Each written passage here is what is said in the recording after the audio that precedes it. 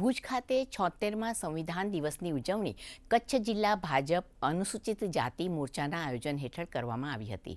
Doctor Baba Saheb આંબેડકરની પ્રતિમા ખાતે સંવિધાન પૂજન સાથે ગૌરવ દિવસ ઉજવાયો હતો.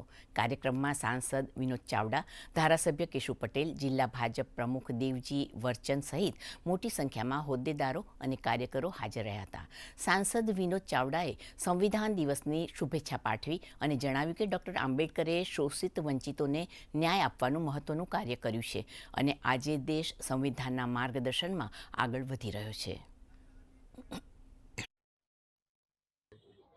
સંવિધાનના નિર્માતા ડૉક્ટર બાબા સાહેબ આંબેડકર, જેમણે વંચિતોને કરોડો લાખો લોકોને જ્યારે ન્યાય આપવાનું કામ આ સંવિધાનના માધ્યમથી કર્યું છે.